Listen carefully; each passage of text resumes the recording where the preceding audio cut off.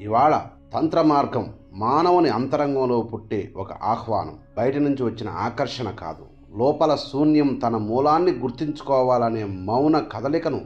యుగాలు మారినా ఈ పిలుపు మారదు, మారేది స్పందన మాత్రమే.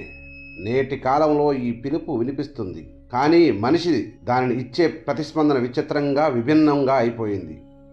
ఆసక్తి విస్తరించింది, సమాచారం పెరిగింది, మార్గాలు అనేకం కనిపిస్తున్నాయి, కానీ స్పష్టత తగ్గిపోయింది. తెలుసుకున్నట్టు అనిపిస్తుంది, కానీ తెలుసుకున్నది తన జీవితంగా మారడం లేదు. అందుకే అనేక మంది సాధకులు నడుస్తున్నట్లే కనిపిస్తారు, కానీ చేరే దిశను తామే చెప్పలేరు. ఏ మార్గానికి వెళ్ళాలో అర్థం కాక తిరుగుతున్నారు. ఒకరేమో నిమ్మకాయను పైకి లేపాలని కోరుకుంటారు, మరొకరు గూఢ నిధులైనటువంటి గుప్త నిధులు వెలికి తీయాలని ఆశిస్తారు, ఇంకొకరు చెవిలో రహస్యాలు చెప్పగల శక్తిని ఆశిస్తారు, కావాలనుకుంటారు. కొందరు ఉగ్రదేవతల ఆరాధనను ఆకర్షితులవుతున్నారు, మరికొందరు శ్రీ విద్య అనేది శాంత మార్గమని అంటిపెట్టుకుని ఉన్నారు. ఇంకొందరు ప్రత్యంగర ఉపాసన కోరుతున్నారు. మార్గాలు భిన్నం, పేర్లు భిన్నం, కానీ అంతరంగ ప్రశ్న మాత్రం ఒక్కటే. నిజంగా నాకు కావాల్సిందేంటి? నిజంగా నేను వీటిని చేయగలనా? ఆ స్థితి నాకు కలిగిందా అనే ఈ ప్రశ్నను వేసుకోకుండా, స్పష్టత లేకపోతే తంత్ర మార్గం కాదది. అది కోరికల ప్రతిబింబం మాత్రమే అవుతుంది. నిమ్మకాయ లేపడం, నిధులు దొరకడం, అద్భుతాలుగా కనిపించడం, ఇవన్నీ ఫలితాలకు రూపాలు మాత్రమే. కానీ తంత్రం ఫలితాల యాత్ర కాదు, స్వరూప మార్పు యాత్ర. ఫలితాన్ని కోరిన మనసు ఎప్పుడూ బయటకు చూస్తుంది, తత్వాన్ని తెలుసుకోవాలనుకున్న మనసు ఎప్పుడూ లోపలికి తిరుగుతుంది. ఈ రెండు కలిసినట్టు కనిపించినా ఒకే దిశలో నడవు. అందుకే సాధకుడు ఒక విద్య మొదలుపెట్టి మరో దారికి మారుతాడు. ప్రతి మార్పు ఒక కొత్త ఆశనిస్తుంది, కానీ లోతును మాత్రం ఇవ్వదు. లోతు అనేది నిలకడ వల్ల పుడుతుంది, విస్తరణ వల్ల కాదు. ఇక్కడ భయం కూడా పెద్ద అపోహ పోషిస్తుంది. శ్మశానం అనే మాట వినగానే మనస్సు వెనక్కి తగ్గుతుంది సహజంగా.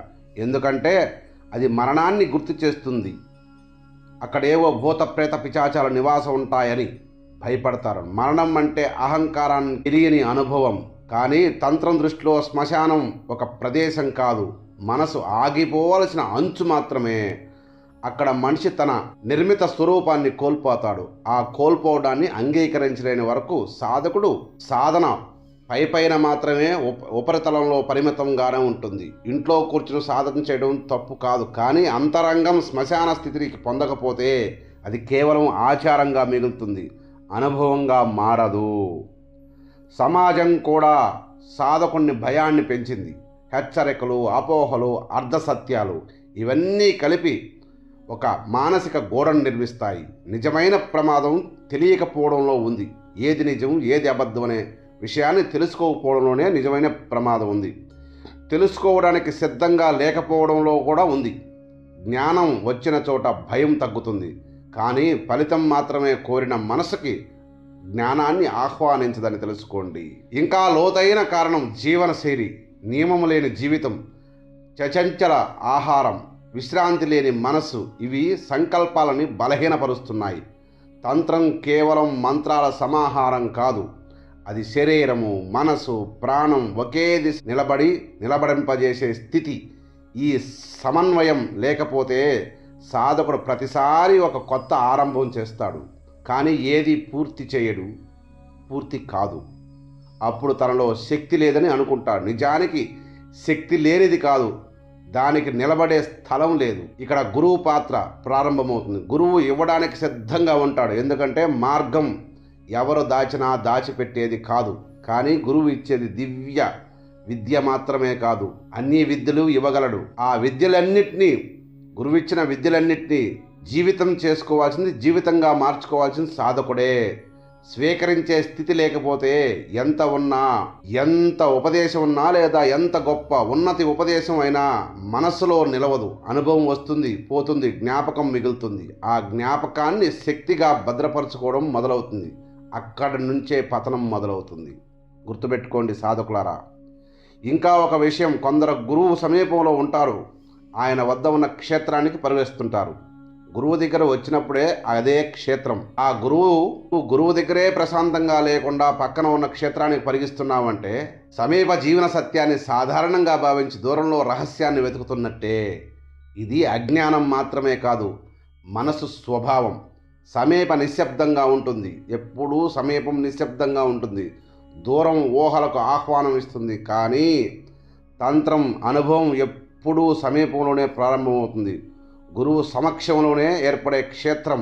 మాటలతో అర్థం కాదు, నిలబడగలిగిన వారికి మాత్రమే తెరుచుకునే అద్భుత తాంత్రిక ద్వారం అది. నిలబడలేని వారు అనుభవాల కోసం తిరుగుతారు. అనుభవాలు పెరుగుతాయి, అవగాహన మాత్రం పుట్టదు, రాదు. ఈ సందర్భంలో ఉగ్రమంత్రాల ఆకర్షణ మరింత స్పష్టమవుతుంది. చాలామంది ఉగ్రతను శబ్దంలో వెతుకుతారు. కానీ ఉగ్రం మంత్రం అంటే శబ్దం ఉగ్రంగా ఉండటం కాదు, సాధకుని అంతరంగం ఉగ్రంగా నిలబడటం. అంటే ఉగ్రత అంటే కోపం కాదు, అది తీవ్ర ఏకాగ్రత. భయం వచ్చినా వెనక్కి తగ్గని స్థితి, సందేహం వచ్చినా నియమం విడవని పట్టుదల.